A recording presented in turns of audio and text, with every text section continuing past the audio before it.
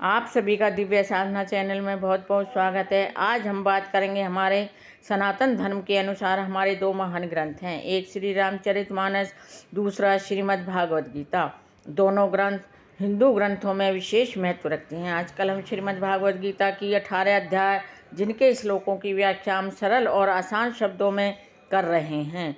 अब तक हमने श्रीमद् भागवत गीता की भूमिका की और उसके पहले अध्याय जिसका नाम है कुरुक्षेत्र के युद्ध स्थल में सैन्य निरीक्षण के श्लोकों की व्याख्या हम सरल और आसान शब्दों में कर रहे हैं। अब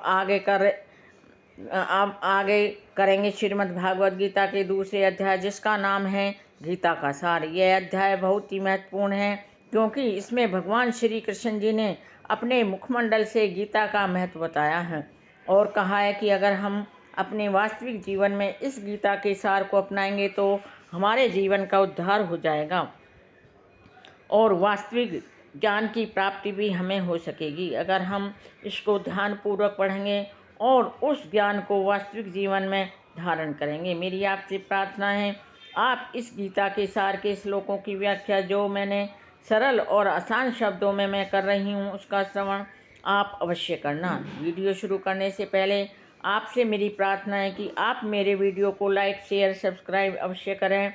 बेल आइकन भी प्रेस करें जिससे मेरे सभी नोटिफिकेशन आपको मिलते रहें। अब शुरू करते हैं आज का वीडियो जिसका नाम है गीता का सार, जो श्रीमद् भागवत गीता का दूसरा अध्याय है। इसके श्लोकों की व्याख्या हम सरल और आसान शब्दों में कर रहे हैं। आज का श्लोक है 29। आश्चर्य है पर्वत है पश्यति कैशति एनम। आश्चर्य पर्वत है वदति तथा एवं च शृणोति श्रुत्वा अपि एनम वेद न च एवं कश्चित्। इस श्लोक का अर्थ यह है कि कोई भी आत्मा को आश्चर्य से देखता है, कोई इसे आश्चर्य की तरह बताता है तथा कोई इसे आश्चर्य की तरह सुनता है, किंतु कोई कोई इसके विषय में सुनकर भी कुछ भी नहीं समझ पाते हैं। यहाँ कहने का तात्पर्य यह है कि विशाल पशु, विशाल वट वृक्ष तथा 1 इंच स्थान में लाखों करोड़ों की संख्या में उपस्थित सूक्ष्म कीटाणुओं के भीतर अणु आत्मा की उपस्थिति निश्चित रूप से आश्चर्यजनक मानी जाती है। जो अल्पज्ञानी होते हैं, दुराचारी व्यक्ति होते हैं, अणु आत्मा के स्फुलिंग के चमत्कारों को नहीं समझ पाते, भले ही उसे बड़े से बड़ा ज्ञानी क्यों न हो, जिसने विश्व के प्रथम प्राणी ब्रह्मा को भी शिक्षा दी हो, क्यों न समझाए। वस्तुओं के स्थूल भौतिक बोध के कारण इस युग के अधिकांश व्यक्ति इसकी कल्पना भी नहीं कर सकते कि इतना सूक्ष्म कण किस प्रकार इतना विराट तथा इतना लघु बन सकता है। अतः लोग आत्मा को उसकी संरचना या उसके विवरण के आधार पर ही आश्चर्य से देखते हैं। इंद्रिय तृप्ति की बातों में फंस कर लोग भौतिक शक्ति अर्थात भौतिक माया से इस तरह मोहित होते हैं कि उनके पास आत्मज्ञान को समझने का अवसर ही नहीं रहता। यद्यपि यह तथ्य है कि आत्मज्ञान के बिना सारे कार्यों का दुष्परिणाम जीवन संघर्ष में पराजय के रूप में होता है। संभवतः उन्हें इसका कोई अनुमान नहीं होता कि मनुष्य को आत्मा के विषय में चिंतन करना चाहिए और दुखों का हल खोज निकालना चाहिए।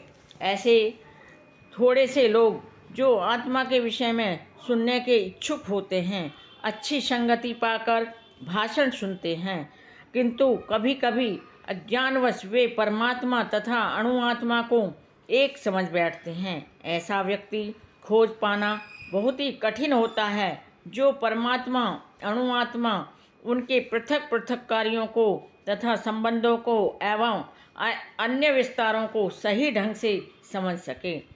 इससे अधिक कठिन यह है कि ऐसा व्यक्ति खोज पाना जिसने आत्मा के ज्ञान से पूरा लाभ उठाया हो और जो सभी पक्षों से आत्मा की स्थिति का सही निर्धारण कर सकता हो।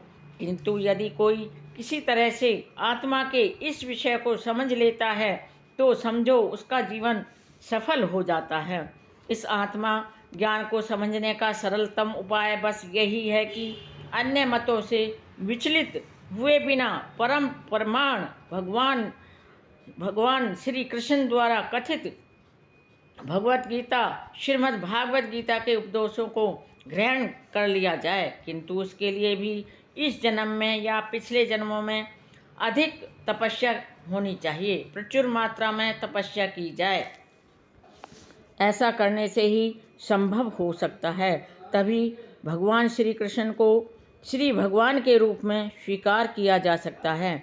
पर कृष्ण को इस रूप में जानना शुद्ध भक्तों की अहूत की कृपा से ही होता है, अन्य किसी उपाय से नहीं। यह थी मेरी श्रीमद् भागवत गीता के इस आर का 29वां श्लोक की सरल और आसान शब्दों में व्याख्या। अब आगे के श्लोकों की व्याख्या हम कल करेंगे। मेरे वीडियो में अंत तक बने रहने के लिए आप सभी का कोटि कोटि धन्यवाद। नमस्कार।